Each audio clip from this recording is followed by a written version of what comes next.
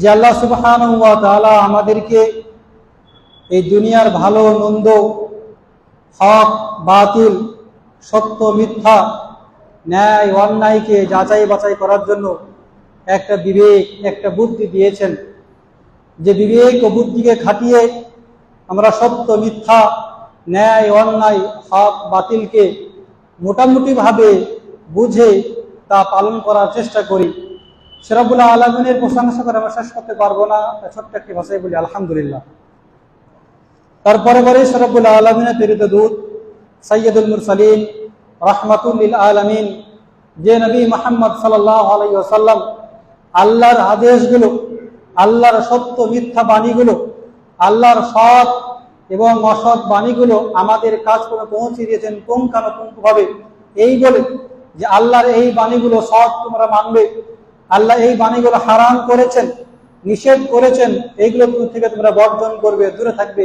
এই প্রতিটি বাণী আমাদের কাছে পৌঁছে দিয়ে গেছেন সে মহানবী নবী মুহাম্মদ সাল্লাল্লাহু আলাইহি সাল্লামের উপর হাজার হাজার দরুদ ও সালাম বর্ষিত হোক।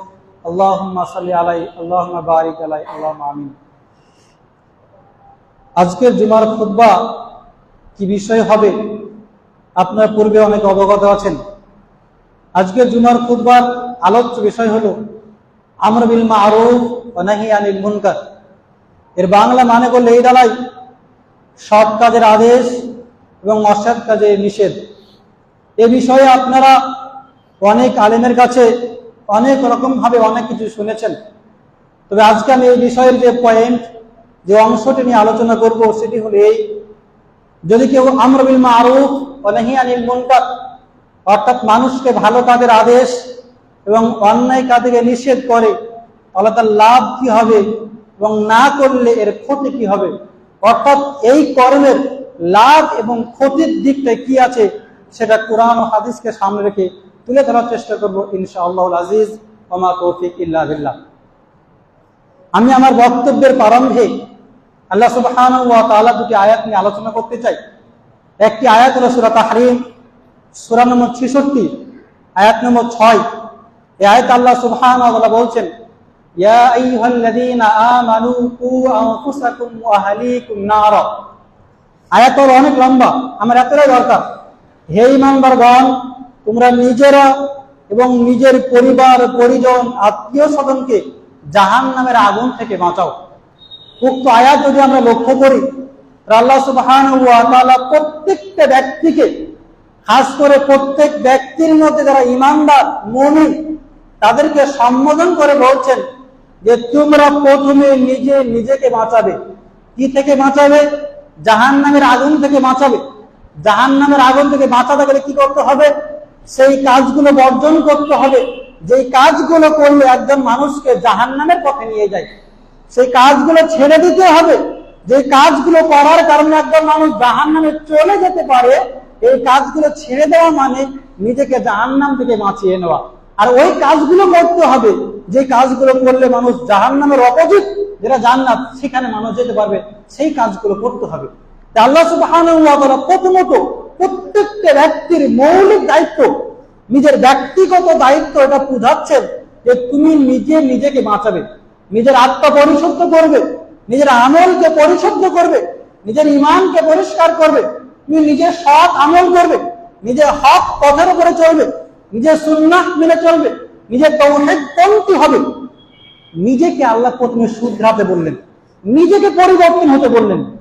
যদি আমি একজন পাক্কা সুন্নাহবাদী, আমি জীবনে কোনো বিদআত করি না, ছেড়ে দিয়েছি, আমি শিরক ছেড়ে দিয়েছি, পাক্কা তাওহীদবাদী হয়ে গেছি, আমি 5 ওয়াক্ত নামাজি, নামাজ আর ছাড়ছি না, যাকাত দিই, সিয়াম পালন করি, হজ করি, অনেক ভালো কাজ করি, সব খারাপ কাজ বর্জন করে দিয়েছি, এখন কি আমার দায়িত্ব শেষ হয়ে গেছে? আমি কি মনে করতে পারি যে আমি সাকসেস, আমি সফল হয়েছি আল্লাহর সেই বাণীর অনুপাতে যে আল্লাহ আমাকে বলেছেন তুমি পরিবর্তন হয়ে যাও, তুমি পরিষ্কার হয়ে যাও, নিজেকে জাহান্নাম থেকে বাঁচিয়ে নাও? না, আমি এখনো পর্যন্ত পরিপূর্ণ সাকসেস হতে পারিনি, সফলতা এখন আমার মধ্যে পরিপূর্ণতা পাইনি। কেন? পরের আয়াত আল্লাহ সুবহানাহু ওয়া তাআলা বলছেন, আয়াত সূরা আল ইমরান সূরা নম্বর 3 আয়াত নম্বর 104। এর আয়াতের মধ্যে বলছেন, ওয়ালতাকুম মিনকুম উম্মাহ ইয়াদউনা ইলাল খায়র ويأمرون بالمعروف وينهون عن المنكر أولئك هم المفلحون। তোমাদের মধ্যে একটা দল থাকবে, তোমাদের মধ্যে একটা দল থাকবে, এরকম দল মানুষকে কল্যাণের দাওয়াত দিবে, সব সময় কল্যাণের দিকে মানুষকে আহ্বান করবে, সব সময়। ইয়ামুরুনা বিল মারুফ, তারা মানুষকে সৎ কাজের আদেশ করবে। ওয়ায়ানহাউনা আনিল মুনকার, এবং মানুষকে অন্যায়, অবিচার, অনাচার, জুলুম, অত্যাচার, শিরক, বিদআত, যত পাপ কাজ আছে সবগুলো থেকে নিষেধ করবে। এরপরে অংশ বলছেন উলাইকা হুমুল মুফলিহুন, এরাই হলো সফল। আমি দুটো আয়াত পাঠ করে আপনাকে বোঝাতে চাইলাম। প্রথম আয়াত আল্লাহ বলছেন তুমি নিজেকে পরিবর্তন করবে, পরিবার পরিজনকে পরিবর্তন করবে। শুধু নিজেকে পরিবর্তন করে নেওয়া মানে তো সাকসেস নয়। আমি সফলতা হয়ে গেছি, অনেক বড় আল্লাহ আল্লাহ হয়ে গেছে, জান্নাতি হয়ে গেছে, আমি নামাজ পড়ার মাধ্যমে, বিষয়টি কিন্তু ভুল। নিজে পরিবর্তন হওয়ার সঙ্গে সঙ্গে আমি যে জিনিসগুলো নিজের জীবনে বাস্তবায়ন করছি, ভালো কাজগুলো, সেই প্রত্যেকটি ভালো কাজ অপরের কাছে পৌঁছে দিতে হবে। আমি যে জিনিসগুলো বর্জন করেছি, খারাপ কাজ করে, প্রত্যেকটি খারাপ কাজ থেকে অপরকে বাধা দিতে হবে, অপরকে নিষেধ করতে হবে। তবেই গিয়ে আমি সাকসেস অর্জন করব, তবেই গিয়ে কামিয়াবি অর্জন করব, তবেই গিয়ে আমি সফলতার শিখরের উন্নতে, একদম উন্নত মানের শিখরে উপনীত হতে পারবো। কখন? নিজে পরিবর্তন এবং অন্যকে পরিবর্তন করার মাধ্যমে। সূরা আল ইমরান সূরা নম্বর 3 আয়াত নম্বর 110, এই আয়াতের মধ্যে আল্লাহ সুবহানাহু ওয়া তাআলা বলছেন কুনতুম খায়রা উম্মাতিন উখরিজাত লিন-নাস তা'মুরুনা বিল মারুফ ওয়া তানহাউনা আনিল মুনকার ওয়া তু'মিনুনা বিল্লাহ।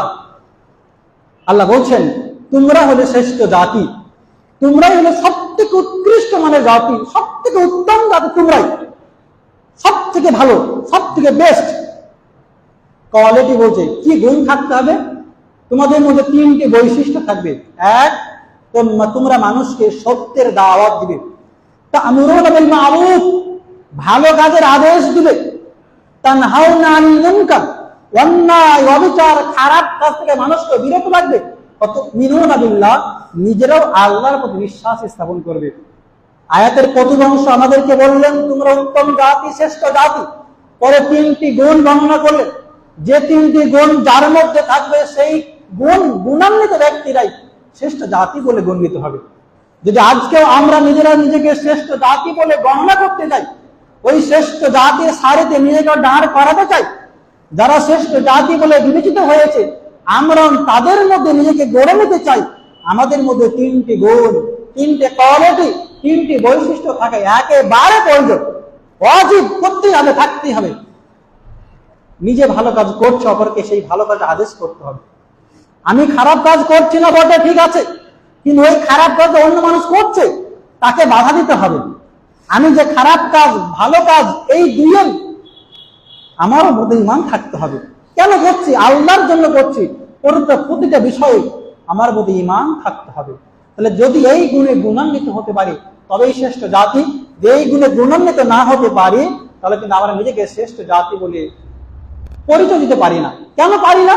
কারণ আমার মধ্যে ওই গুণ নাই যেই গুণ একটা শ্রেষ্ঠ মানুষের মধ্যে থাকতে পারে। তাই নাই বলে আমি নয়।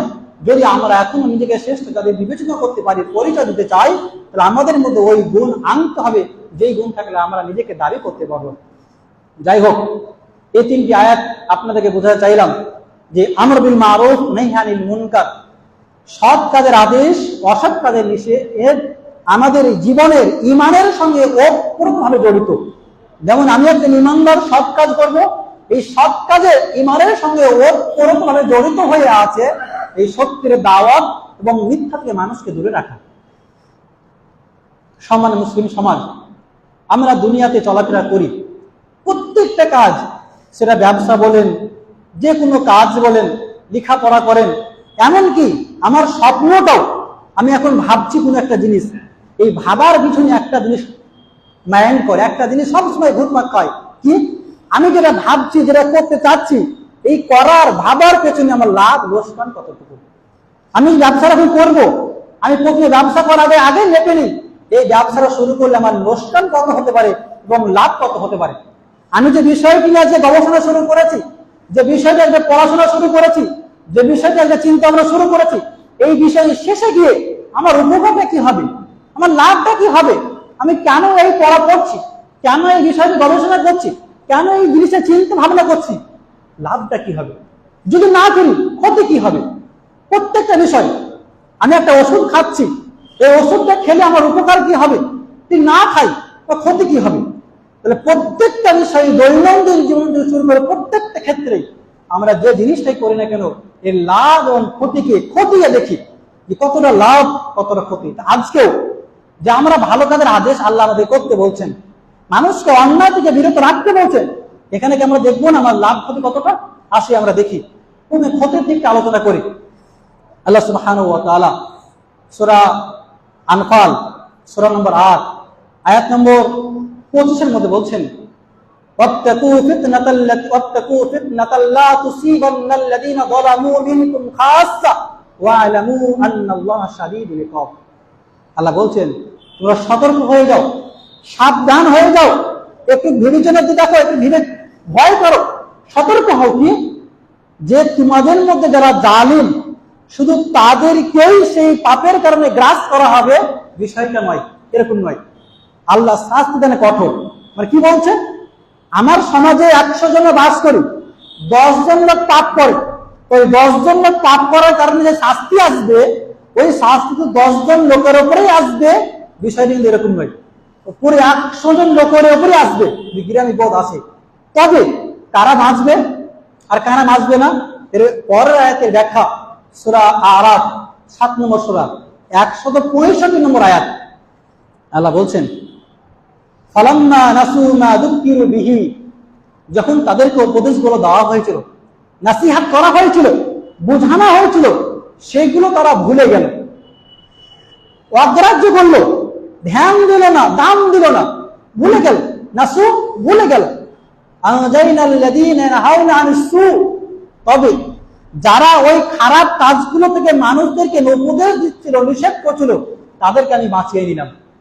ওয়াখাযনাল্লাযীনা যালামু বিআযাবিন বাঈসিন বিমা কানু ইয়ামালুন বিমা কানু ইয়াফসুকুন, এবং যারা জালিম অত্যাচারী ছিল তাদেরকে অতীব যন্ত্রণার শাস্তিতে পাকড়াও করলাম, ধরলাম, কারণ তারা অবাধ্য করেছিল, কারণ তারা পাপ করেছিল, অন্যায় করেছিল।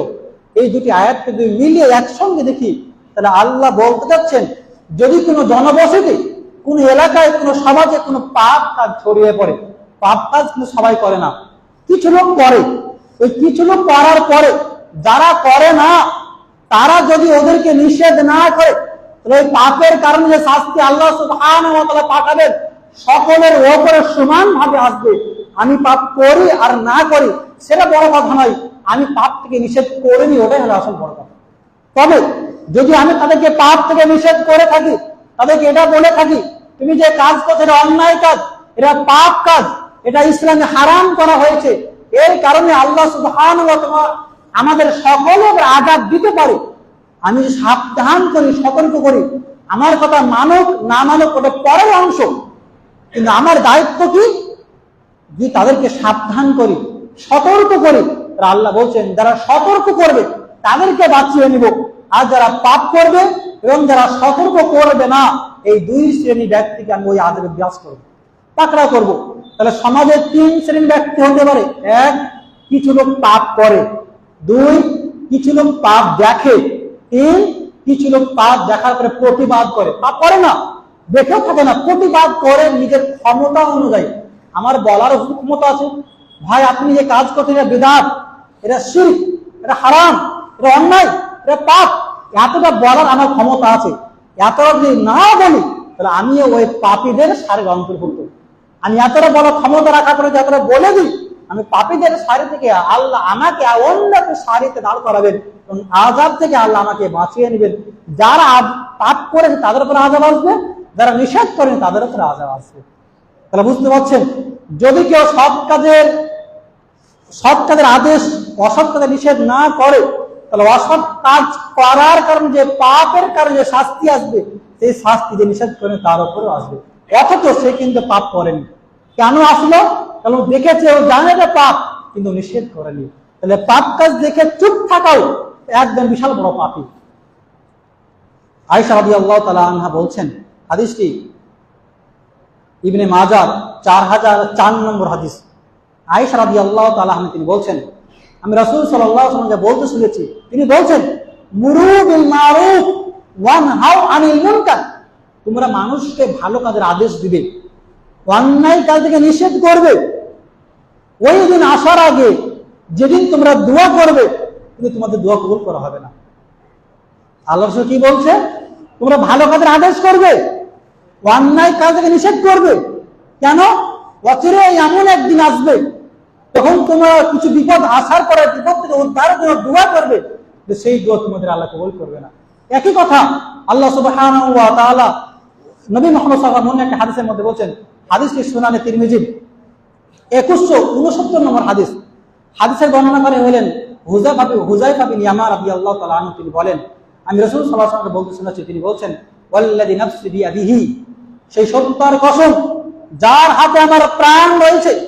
আল্লাহ রাসূল কসম কে বলছেন, ওয়াল্লাযী নাফসি বিয়াদিহি, আল্লাহর কসম করে বলছি, লা তা'মুরুন্না বিল মারুফ ওয়া লা তানহাউন্না আনিল মুনকার, তোমরা অবশ্যই অবশ্যই, আমরা যারা আরবি বুঝি, এই লা তা'মুরুন্না এই এমন একটা শব্দ, এই প্রথমে লাম আছে, লামটা একটা তাকিদ জোরপূর্বক শব্দ, এর শেষে আবার একটা নুন আছে, এই নুনটা জোরপূর্বক শব্দ, ডবল তাকিদ দিয়ে বলছেন তোমরা অবশ্যই অবশ্যই লা তা'মুরুন্না বিল মারুফ, মানুষকে ভালো কাজের আদেশ দিবে, ওয়া লা তানহাউন্না আনিল মুনকার, অবশ্যই অবশ্যই মানুষকে অন্যায় কাজ থেকে বিরত রাখবে।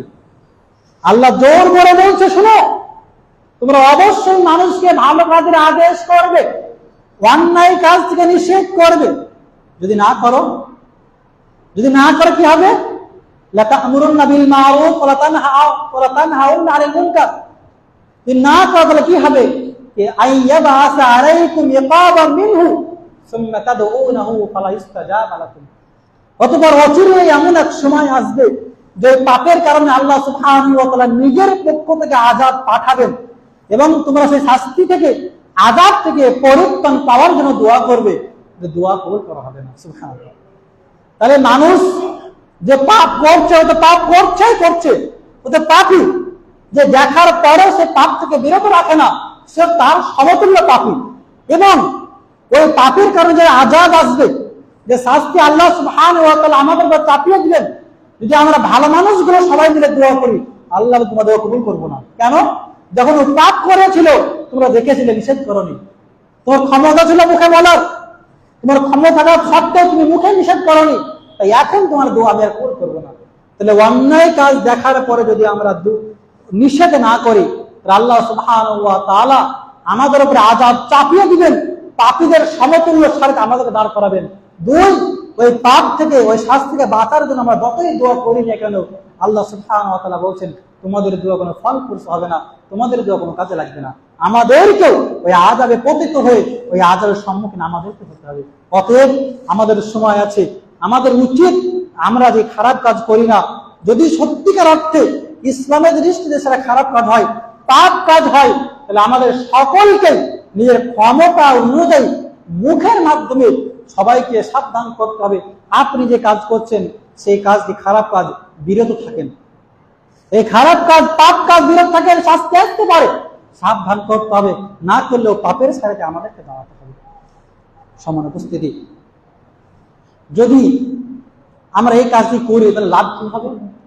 আল্লাহ সুবহানাহু ওয়া তাআলা সূরা তাওবা 9 নম্বর সূরা 71 নম্বর আয়াতের মধ্যে বলছেন, ওয়াল মুমিনুনা ওয়াল মুমিনাত বা'দুহুম আউলিয়াউ বা'দ ইয়া'মুরুনা বিল মা'রুফ ওয়া ইয়ানহাউনা 'আনিল মুনকার ওয়া ইউকিমুনা আস-সালাত ওয়া ইউতুনা আয-যাকাত ওয়া ইউতিউনা আল্লাহা ওয়া রাসূলাহু উলাইকা সায়ারহামুহুমুল্লাহ।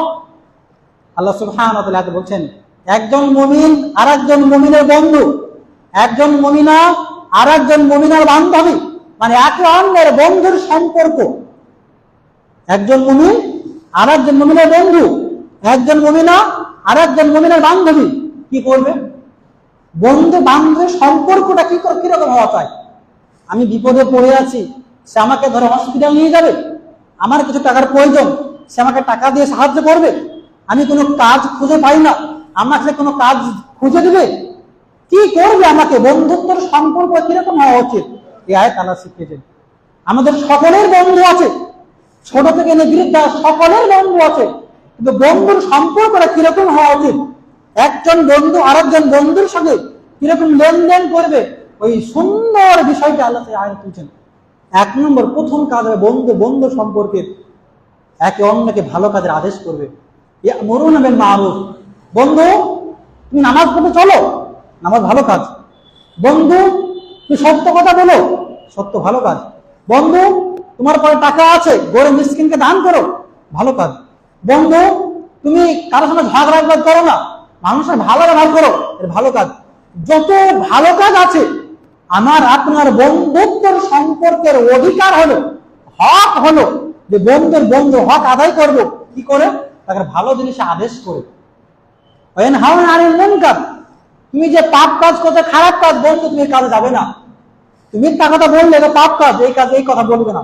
তুমি জেনে করছো এটা পাপ কাজ, নিষাদা দ্রব্য পান করছো এটা পাপ কাজ, মিথ্যা কথা বলছো পাপ কাজ। যত পাপ কাজ আছে সব পাপ কাজ থেকে নিজের বন্ধুকে দূরে টেনে নেওয়া, যত ভালো কাজ আছে সব ভালো কাজে বন্ধুকে নিজের দিকে টেনে দেওয়া, এটা বন্ধুর প্রথম সম্পর্ক হক। আমি বন্ধু, আপনাদের বন্ধু, কি করে সম্পর্কের হক নিভাবেন?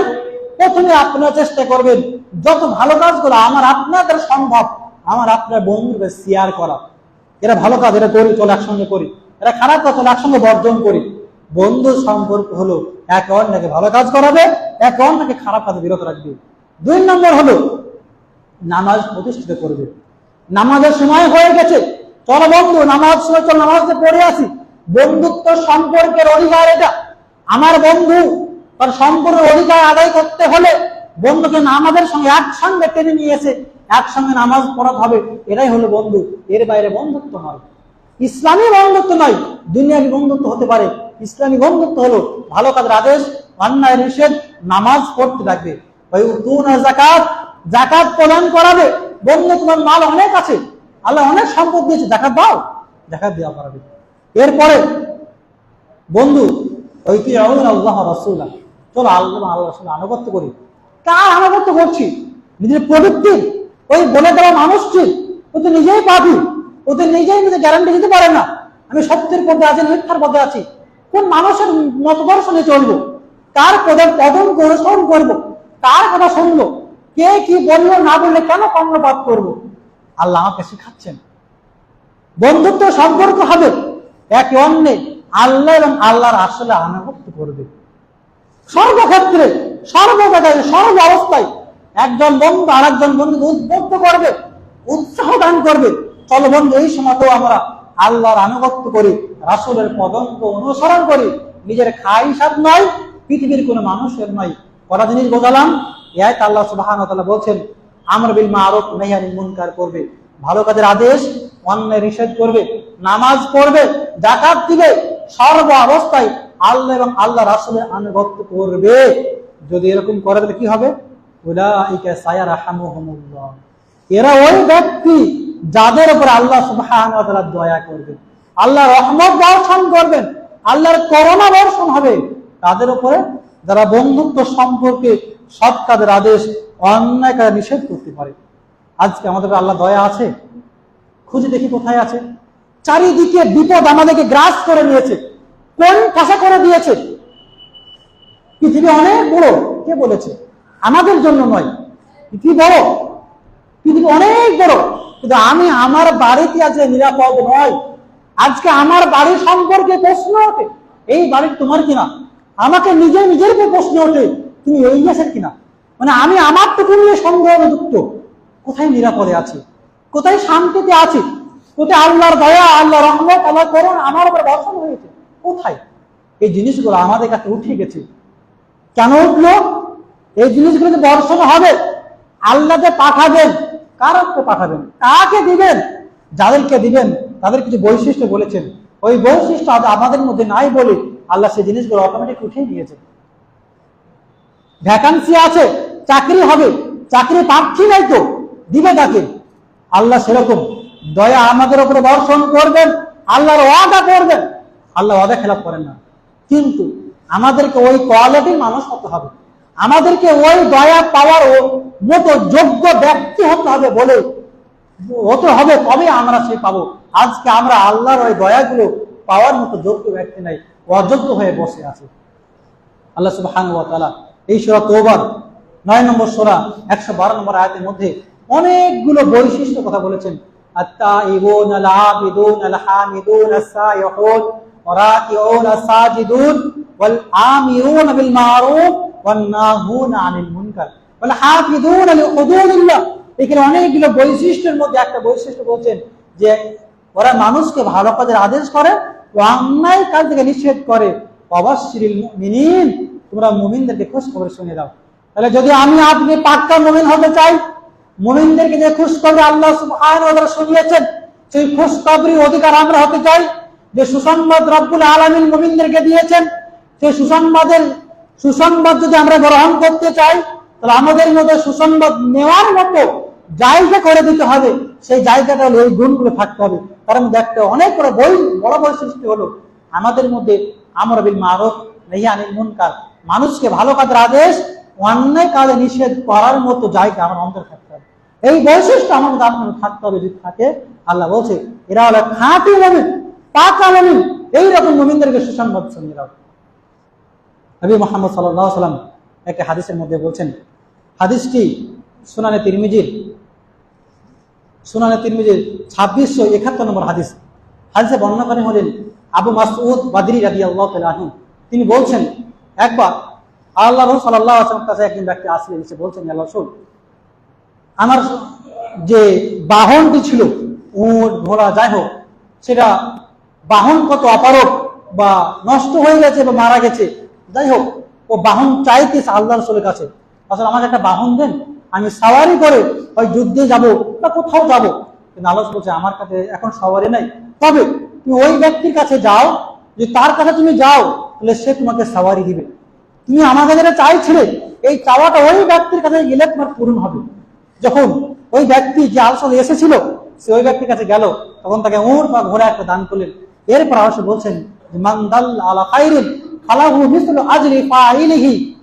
অন্য হাদিসের মধ্যে আছেন লা ইয়ানকুস মিন উজুরি শাইআ। কোন ব্যক্তি যদি কোন ব্যক্তিকে ভালো কাজের পথ দেখিয়ে দেয়, ভালো কাজে যাওয়ার রাস্তা দেখিয়ে দেয়, ভালো কাজ করার মতো ক্ষমতা জুগিয়ে দেয়, তাহলে সে ব্যক্তি ভালো কাজ করে যত নাকি পাবে, যে ব্যক্তি রাস্তা দেখিয়ে দিল সে ব্যক্তি তত সমপরিমাণ নাকি পাবে ও ভালো কাজ করে যত নাকি পেয়েছে, তবে তার নাকি থেকে সামান্য পরিমাণ নাকি কম করা হবে না। দেখুন, একদম উল্টো। সমাজে পাপ হচ্ছে, পাপ থেকে পাপ দেখার পরে চুপ থাকলাম, বাধা দিলাম না, নিষেধ করলাম না। পাপ করে যে পাপই হলো, পাপ করে যে পাপ অর্জন করলো, আমি চুপ থেকে সমপরিমাণ পাপ অর্জন করলাম। অপরদিকে কোন একজন ব্যক্তিকে ভালো কাজে উৎসাহ করলাম, ওখানে একটা মসজিদ হচ্ছে, যাও কিছু দান করে আসো, ও মসজিদে দান করলো আল্লাহ তৌফিকে, কিন্তু আপনার বলে দেওয়া রাস্তায় ওখানে একটা গরিব বসে আছে, কিছু খায়নি, তুমি দাও কিছু খাইয়ে এসো, বলতো খাওয়ানো আল্লাহ তৌফিকে, কিন্তু আপনার হাত ধরে খাইয়ে আসলো, আপনি বললেন খাওয়ালো। এই খাওয়ানোর পরে, দান করার পরে একজন ভাই নামাজে পড়ে আসি, নামাজটা আল্লাহ তৌফিকে পড়ছে, কিন্তু নামাজটা আপনি বলার মাধ্যমে পড়লো, ও নামাজ পড়ে যত নাকি পেল, ওই গরিবকে দান করে যত নাকি পেল, মসজিদ দান করে যত নাকি পেল, ভালো কাজ করে যত নাকি পেল, আপনি ভালো কাজ করেননি। কি করেছেন?